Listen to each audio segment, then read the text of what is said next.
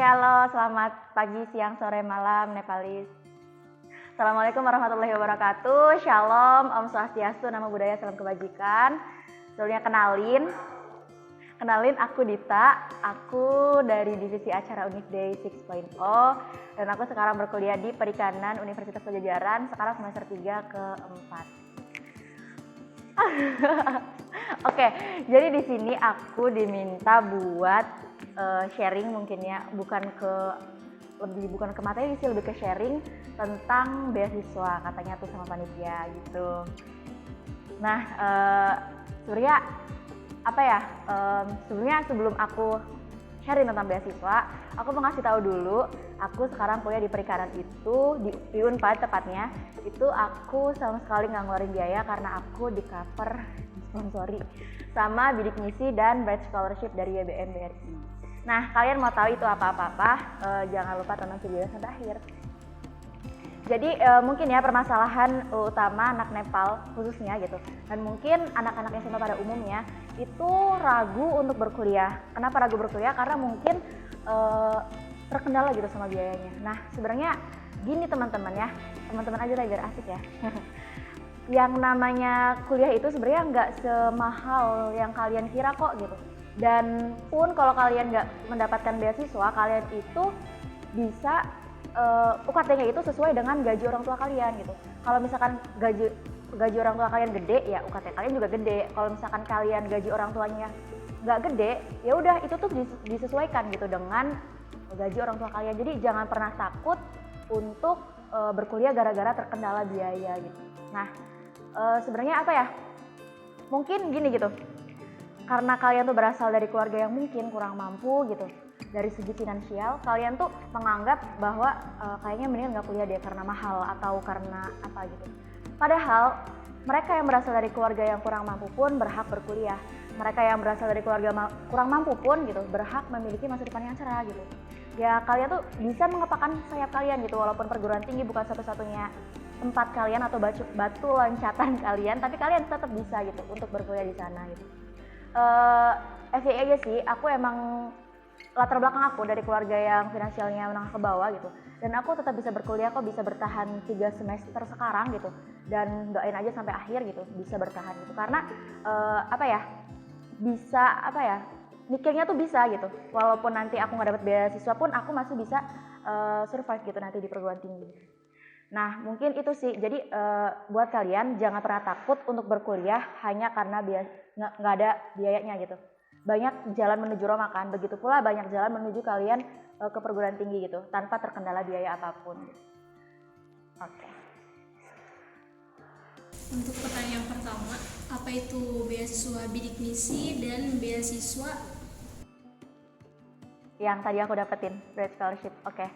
Sebenarnya gini, secara umum ya beasiswa itu bisa dibagi dua. Kalau sebenarnya kalian bisa nyari definisi beasiswa ataupun pembagian beasiswa itu di Google juga banyak. Tapi kalau menurut aku itu ada beasiswa itu dibagi dua. Beasiswa yang pas kita daftar selagi kita SMA, sama beasiswa yang kita daftar ketika kita sudah menjadi mahasiswa gitu. Dan ini tuh sebenarnya banyak banget. Kayak misalkan temen aku nih, yang pertama dulu, yang beasiswa sedari kita SMA. Itu banyak banget. Kayak misalkan ada BCA Finance. Terus ada juga bidik misi. Terus ada juga beasiswa kayak perintis. Terus beasiswa apalagi tuh yang di IPB tuh. Terus teman aku juga ada yang dapat beasiswa dari internal kampusnya. Kayak misalkan beasiswa dari Pertamina. Tapi katanya itu tuh udah nggak ada lagi beasiswanya. Tapi coba aja kalian bisa cek di website resmi dari universitasnya biar kalian tuh bisa tahu infonya masih ada beasiswanya atau enggak. Kuncinya ketika kalian ingin apply beasiswa, kalian tuh jangan pernah males buat cari info, baik itu di Instagram ataupun di website resmi dari universitasnya gitu. Universitas itu tuh nerima beasiswa apa aja, terus yang lagi buka tuh beasiswa apa aja, jangan pernah ketinggalan info buat itu gitu. Intinya jangan malas buat nyari info, karena ketika kalian malas nyari info, ya kalian bakal ketinggalan infonya gitu. Nah, kalau bidik misi sendiri ya, bidik misi tuh seperti yang kalian tahu itu tuh beasiswa yang dari Kemendikbud gitu. Dari Kemendikbud itu tuh bener-bener mengcover selama kalian 4 tahun kuliah. 4 tahun kuliah itu kan 8 semester. Kalau misalkan kalian tidak lulus selama 4 semester itu, katakanlah kalian ngaret jadi 9 semester gitu. Nah, 1 semesternya ini kalian itu harus membiayai biaya kalian sendiri gitu. Jadi mau nggak mau anak bidik misi ini dia harus lulus 4 tahun gitu. Kalau lebih dari itu ya silakan membiayai sendiri gitu. Kalau MOU atau peraturan dari Kemendikbudnya gitu. Nah sebenarnya banyak tuntutan sih kalau beasiswa bidik misi ini, nggak banyak juga sih. Apa ya, lebih ke ini sih mempertahankan IP. Tapi sesungguhnya mempertahankan IP itu bukan sesuatu hal yang susah. Itu mudah aja kalau kalian mau berjuangnya gitu. Itu sih paling. Terus kalau apa ya, bidik misi itu persyaratannya banyak banget, sekali lagi aku bilang banyak, pakai banget. Itu tuh kalian harus ngefoto-foto rumah, bayar rekening listriknya harus di scan gini gitu, itu tuh banyak banget. Waktu zaman aku aja itu tuh persyaratannya tuh ada perbedaan gitu loh, harus ngedapetin surat dari dinas sosial kabupaten, dan itu tuh aku bener-bener 4 kali, literally 4 kali bolak-balik ke sumber. Lu bayangin 4 kali gitu, dan itu tuh ya emang capek gitu, tapi capeknya itu nggak akan, itu tuh bisa kebayar gitu ketika nanti kita dapat beasiswa gitu, daripada kita bayar UKT gitu kan. Jadi mendingan capek-capek ngurus pas SMA daripada nanti kalian kuliahnya tuh bayar UKT gitu. Kalau buat kalian yang mampu silahkan bayar UKT, bukan sebuah masalah, tapi aku mah udah bertekad gitu, aku nggak mau kuliah bayar UKT gitu. Ketika nanti aku nggak dapet beasiswa pun aku bakal ngajuin gitu nanti, tapi ini bahasanya nanti itu ya bidik misi. Tapi intinya tuh jangan pernah persyaratan dari beasiswa manapun itu sebenarnya ribet cuy, tapi ya jangan pernah males gitu buat ngurusnya gitu, karena kalau kalian udah males kalian nggak bakal dapet kesempatan itu gitu. Terus kedua beasiswa yang aku dapetin itu ya Bright Scholarship. Itu tuh sebuah beasiswa yang aku ikutin gitu pas aku udah kuliah. Yang tadi kan aku bilang kan ada sebelum kuliah, pas aku SMA itu aku daftar bidik misi kan, sampai aku dapet cover biaya UTBK dan yang lainnya gitu. Terus juga pas aku semester 2, udah semester 2 udah masuk ke Unpad nih, aku ikut apply beasiswa dari YBM BRI Bright Scholarship ini gitu. Nah itu tuh ada 2 tingkatan, ada Smart Scholarship dan Bright Scholarship. Kalau kalian daftar Smart itu kalian hanya dapat uang bulanan dan pembinaan. Tapi kalau kalian Bright Scholarship itu dari YBM BRI itu kalian dapat uang bulanan, dapat asrama tempat tinggal, terus dapat pembinaan soft skill, leadership, dan pokoknya enak banget gitu. Jadi ini kalau Bright Scholarship ini nggak semuanya ada di beasiswa gitu, nggak semuanya ada di universitas-universitas gitu, hanya universitas tertentu aja yang ada Bright Scholarship-nya. Tadi tentang Bright Scholarship. Jadi sebenarnya bukan banyak sih, ada anak Nepal juga angkatan 18, kalau kan angkatan 19 kan. Ada anak Nepal angkatan 18 itu juga dapat Bright Scholarship juga, namanya Mas Gilang Seradak Tari. Kalian pasti tahu gak Mas Gilang siapa gitu. Nah, sebenarnya lebih ke sebenarnya setiap beasiswa manapun gitu pasti persyaratannya tuh nggak gampang, yang penting kalian siap ngurusnya gitu. Syarat apa saja yang harus kita penuhi untuk mendapatkan beasiswa tersebut? Oke. Kalau syarat-syaratnya ya, secara umum beasiswa manapun itu pasti kayak ada identitas diri gitu. Jadi kalau misalkan kalian kayak misalkan KTP, mungkin KK, akte gitu. Kalau kalian data-data tersebut nggak lengkap pasti kan ada mungkin permasalahan gitu, kakaknya belum jadi, KTP-nya belum jadi, itu mendingan diurus dari sekarang gitu, karena nanti kalian membutuhkan identitas tersebut buat apply beasiswa ke depannya, entah pas kalian SMA apply-nya yang bidik misi itu, ataupun beasiswa lainnya kayak BCA Finance atau ke Pertamina atau kemanapun, ke Perintis atau bahkan yang IPB itu gitu. Itu tuh butuh kartu identitas gitu. Bahkan ketika kalian udah kuliah pun kalian tetap butuh kartu identitas tersebut gitu. Jadi pertama lengkapi kartu identitas yang ada di keluarga gitu-gitulah. Terus kalau misalkan persyaratan secara umumnya itu, kalau misalkan beasiswa yang ada labelnya kurang mampu itu pasti ada kayak ada slip gaji orang tua gitu. Jadi kalian bikin aja gitu. Kalau kalian orang tuanya kayak kerjanya serabutan gitu, kalian bisa bikinnya di desa gitu, bikin keterangan gaji di desa gitu. Jadi yang penting yang ngurusnya gitu. Dan ini ya, mungkin kalian mikirnya kalau bikinan kayak gitu pasti bayar gitu, enggak. Sesungguhnya yang basicnya layanan publik itu nggak boleh kalau meminta uang gitu, atau meminta itu bisa disebut pungli gitu. Kalau kalian dimintain ketika kalian ke pelayanan publik, kalian bilang aja gitu, itu pungli gitu, bilang aja yang berani gitu. Terus persyaratannya ya, kalau misalkan beasiswa bidik misi itu kan kalian mungkin tahu ya kayak gimana persyaratannya, itu banyak banget, bukannya rumit, sebenarnya itu tuh gampang tapi banyak gitu, asal kieng gitu. Tapi kalau misalkan yang aku dapat Bright Scholarship itu, let's say BS singkat aja, Bright Scholarship BS gitu, biar nggak belibet ini. Itu BS itu waktu itu aku bikin esai selain bikin esai juga aku diwawancara, terus bikin lebih ke apa aja sih gitu plan aku 3 tahun, 5 tahun, 10 tahun ke depan gitu. Jadi itu tuh bener-bener harus ngeplan dan kalian tuh harus punya program yang terarah gitu. Intinya tuh ketika kalian apply beasiswa manapun, baik dari pemerintah ataupun non pemerintah, katakanlah swasta, kalian tuh kenapa sih gitu beasiswa tersebut gitu atau lembaga tersebut harus menerima kamu di beasiswa itu gitu. Jadi kalian tuh harus sebisa mungkin menjanjikan gitu. Jadi kalau misalkan aku nih, kalau aku keterima, aku nih bakal apa gitu buat lingkungan aku, buat diri aku, buat keluarga aku, dan buat Indonesia lebih luasnya gitu. Dengan begitu kalian tuh ada semacam kayak keharusan gitu untuk meloloskan kamu, karena kamu tuh udah punya plan yang jelas banget buat diri kamu sendiri, buat lingkungan kamu, dan buat Indonesia gitu. Untuk waktunya, kapan biasanya waktu pendaftaran beasiswa tersebut dibuka? Oke, kalau bidik misi itu biasanya ketika sebelum pendaftaran SNM tuh biasanya tuh udah dibuka.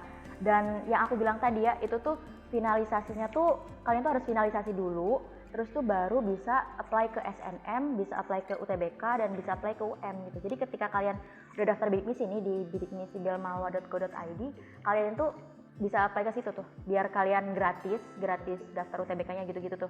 Itu tuh persyaratannya harus dilengkapin dulu gitu, dan itu tuh verifikasinya lama, makanya disiapin barang-barangnya. Ya persyaratannya dari sekarang gitu. Kalian bisa nyari persyaratannya apa aja, ya kayak misalkan sekian listrik rumah dan gitu-gitu bisa dicari gitu, dan disiapin dari sekarang gitu, biar nanti pas mau SNMPTN itu kalian udah siap gitu. Terus persyaratan kalau yang tadi kan, kalau yang bayar scholarship yang ada esai gitu-gitu gitu. Itu sih paling.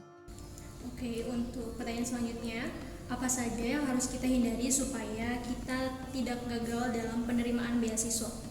Oke, ini ya sebenarnya apa yang harus kita hindari. Pertama tuh kayak ini yang aku bilang, jangan ngambang tuh. Kalau kalian nih misal nih, kalian misalkan ada wawancara nih, tapi kalau misalkan bidik misi itu ada beberapa universitas yang mengadakan wawancara. Kayak misalkan setahu aku itu ada UNES sama UI kalau nggak salah mengadakan wawancara. Tapi kalau Unpad sendiri, karena aku kuliah di Unpad, itu bidik misinya nggak ada wawancaranya gitu. Ya udah kamu masuk, terus ada pengumuman bidik misi, kamu keterima bidik misi, ya udah gitu. Dan di Unpad sendiri gitu, kuota buat bidik misinya tuh banyak banget, sekitar 900, hampir menyentuh 1000-an gitu. Jadi kalau kalian mau apply bidik misi dengan mudah, itu di Unpad sebenarnya gampang gitu. Bahkan itu tuh nggak terlalu ketat guys. Tapi ada yang beberapa universitas, kayak aku tahu ada teman aku itu di UNES, dia kuliah di UNES.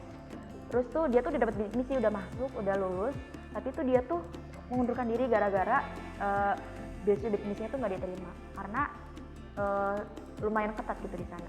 Begitu pula di UI ada persyaratannya, misalkan orang tuanya nggak boleh ngerokok gitu. Kalau misalkan di Unpad mah bebas gitu. Jadi kalian bisa cari-cari universitas yang mungkin sesuai dengan jurusan kalian, yang persyaratannya pun tidak memberatkan. Tapi kalau menurut aku mah itu mah sepele gitu. Mau orang tua nggak mau ngerokok, tinggal calling aja, misalkan Pak jangan ngerokok ya Pak, kalau Bapak ngerokok nanti aku nggak dapat beasiswa, tinggal bilang aja kayak gitu. Soalnya aku dulu juga kayak gitu sih ke bapak aku gitu waktu aku mau masuk ke UI gitu. Jadi jangan bilang bahwa itu tuh berat gitu sebelum kalian mencobanya gitu. Terus tadi tuh apa? Hal yang harus dihindari ya. Terus tuh pokoknya persyaratannya tuh jangan sampai nggak dipenuhin gitu. Satu pun gitu jangan sampai nggak dipenuhin. Terus ketika ada wawancaranya, sebisa mungkin yang aku bilang tadi, kalian tuh meyakinkan pihak lembaga tersebut sekiranya mereka bisa menerima kamu gitu. Dan lebih ke kalau aku sih lebih ke keluarga gitu, karena aku tuh pengen ngebawa keluarga aku jadi lebih baik gitu. Itu tuh kayak semacam kunci gitu, karena aku pun pernah ngewawancarain teman-teman aku yang dapat beasiswa juga, mereka tuh pas diwawancara gitu karena dia pengen ngebawa keluarganya, ngebawa perubahan ke keluarganya menjadi lebih baik gitu. Yang penting ngeplan gitu ke depannya, kalian mau jadi apa, mau gimana. Itu worth it banget sih. Oke, untuk selanjutnya, tips dan trik mencari beasiswa. Tips dan trik mencari beasiswa. Sebenarnya jangan pernah ketinggalan info gitu, baik kalian nyari di website ataupun di Instagram. Kalau aku di Instagram, ini bukan promosi sih, tapi aku biasanya tuh nge-follow IDN beasiswa. Itu tuh banyak banget info-info beasiswa. Terus kalian bisa nge-follow Event Hunter Indonesia. Itu banyak juga info-info beasiswa buat anak SMA maupun mahasiswa gitu.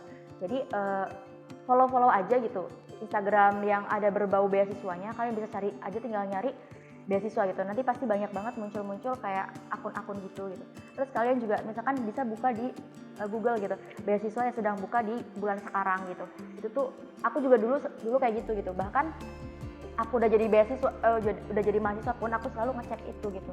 Walaupun aku aku udah dapet beasiswa waktu itu bidik misi gitu.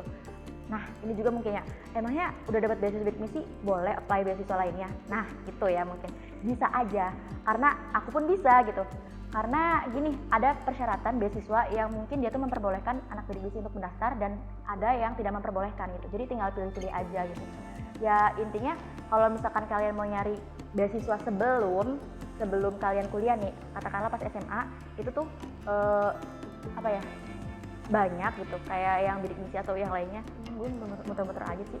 Tapi gini, kalau misalkan kalian nggak dapat beasiswa pun pas kalian sebelum SMA nih daftar bidik misi ternyata ditolak, atau ternyata kalian daftar beasiswa yang pas SMA nih nggak masuk juga gitu, terus tetap aja kalian jangan ragu buat daftar kuliah gitu.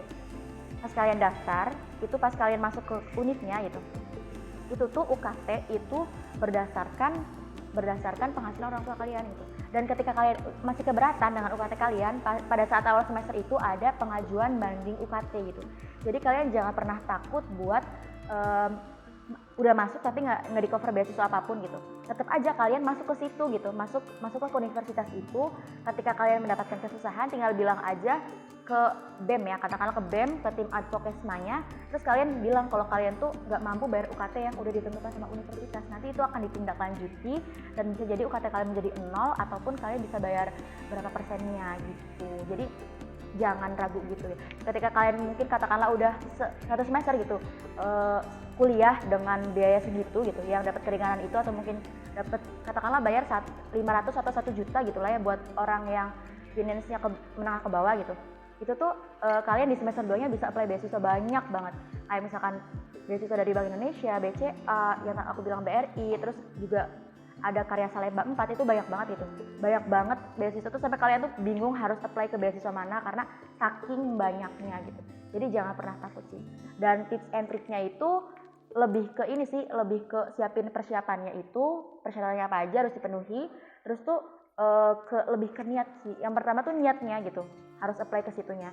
Terus tuh ya udah gitu. Terus persyaratan yang khususnya tuh apa aja. Kalau persyaratan umumnya udah dipenuhi, khususnya tuh apa aja, kalian all outin di situ. Jadi misalkan ada wawancara ya, kalian nanya-nanya gitu ke orang yang pernah terima beasiswa gitu, pertanyaan apa aja yang muncul di beasiswa gitu. Terus kalian terus berlatih buat wawancaranya itu.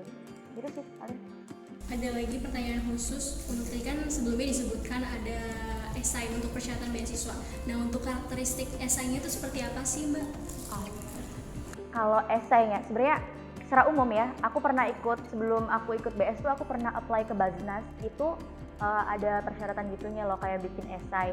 Nah esainya tuh lebih ke apa sih yang ingin kamu berikan ke lembaga yang memberi kamu beasiswa, dan apa yang akan kamu lakukan untuk Indonesia gitu. Lebih ke gitu sih, lebih ke gitu. Jadi secara khususnya dan secara luasnya gitu. Jadi kamu tuh harus punya plan gitu. Katakanlah nih, misalkan aku nih, kalau aku apply beasiswa di BS ya, itu tuh apa yang akan kamu lakukan untuk Indonesia gitu kan. Aku kan disiplin ilmunya tuh kan perikanan, terus ya udah aku nge-plan aja buat perikanan gitu.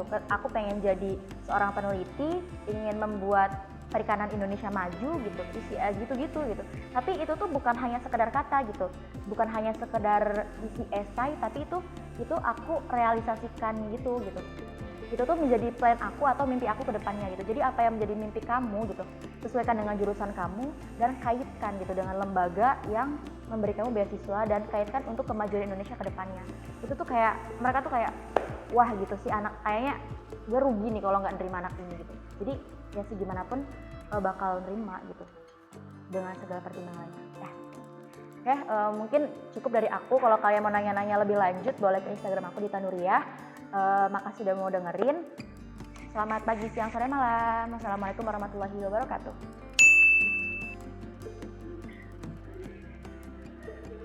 Halo Samro. Halo Nis.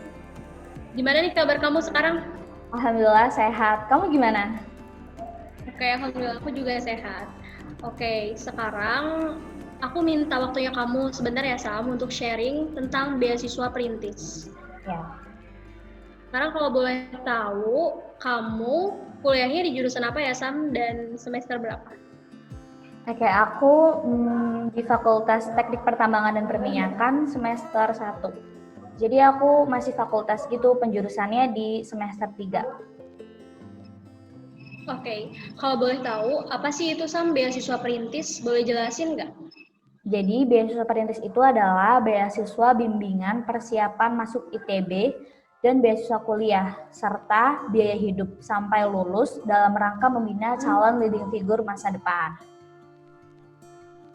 Oke, terus ada syarat khusus nggak sih yang harus kamu penuhin selama kamu mendapatkan beasiswa perintis itu? Syarat untuk daftar dan mendapatkan beasiswa perintis itu, yang pertama kita harus punya KIP atau SKTM. Itu sih syarat khususnya, dan beragama Islam.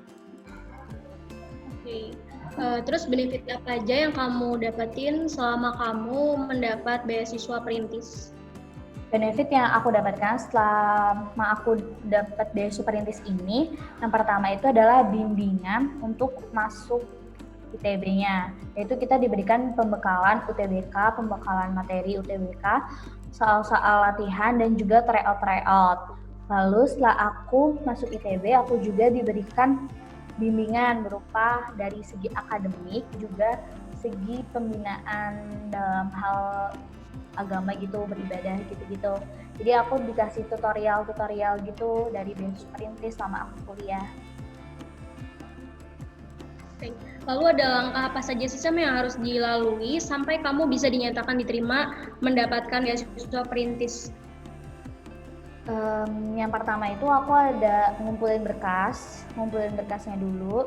Setelah dinyatakan lolos, ada ujian tulis 1.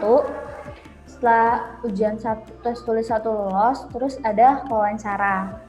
Nah, setelah wawancara itu kita ada learning camp 1 minggu di Bandung. Nah, setelah learning camp itu beberapa bulan kemudiannya kita ada pembinaan tiap region gitu. Nah, setelah pembinaan itu dilakuin 2 minggu sekali. Nah, beberapa bulan setelah itu kita ada ujian tulis 2. Baru deh kita UTBK, lalu yang masuk ke ITB mereka dinyatakan mendapat beasiswa perintis. Oke. Terus kapan sih, Sam, biasanya beasiswa perintis itu buka pendaftaran?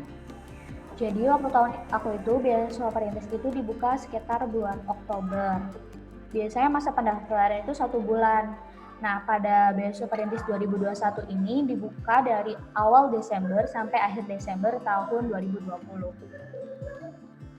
Oh ya, sebelumnya kamu tadi nyebutin tentang prosesnya ya. Nah, berapa lama sih proses sampai kamu dinyatakan diterima bisa mendapatkan beasiswa perintis? Kurang lebih sekitar 3 bulan atau 2 bulan ya. 3 bulan sampai 2 bulan, oke. Terus apa saja sih yang harus kita hindari supaya kita tidak gagal dalam menjadi penerima beasiswa perintis ini? Oke, yang pertama itu kita harus menyiapkan berkas-berkasnya secara matang. Pastikan nih nggak ada berkas-berkas yang kelewat atau miss gitu. Terus kita harus siapin materinya, karena ada ujian tulisnya kan. Materinya meliputi materinya itu materi yang akan diujikan itu UTBK, yaitu meliputi TPS dan TKA. Lalu kita harus mempersiapkan untuk wawancara. Jadi kita harus sering latihan ngobrol, latihan berbicara gitu, supaya kita tuh bisa meyakinkan wawancaranya gitu. Oke, terus tips dan trik apa sih, Sam, yang bisa kamu sharing ke adik-adik kelas supaya kita bisa lolos untuk bisa mendapatkan beasiswa perintis ini? Oke, sama aja sih sama yang sebelumnya. Jadi kita tuh harus mempersiapkan berkasnya itu sematang mungkin. Terus untuk mempersiapkan materi ini kita bisa belajar bareng ya sama teman-teman yang lain mempersiapkan materi UTBK ini. Mempersiapkan materi untuk tes tulis ini jauh-jauh hari gitu. Terus kita harus sering nonton video-video tips and trik wawancara kayak gitu. Kita untuk wawancara ini pertanyaan yang paling sering muncul saat wawancara itu adalah kelebihan dan kekurangan diri. Jadi saran aku kita harus udah tahu nih kelebihan dan kekurangan diri kita itu apa, karena biasanya setiap wawancara itu pasti ada. Terus jangan lupa juga minta doa restu dari orang tua. Oke, Samro, siap. Oke, Samro, pertanyaannya udah selesai. Terima kasih banyak untuk waktunya, karena udah bersedia untuk diwawancarai tentang beasiswa perintis ini. Sukses terus untuk studinya. Semoga kamu selalu sehat di sana. Semoga kita juga bisa ketemu langsung di sini. Dan sampai jumpa lagi, Samro. Terima kasih banyak. Bye-bye.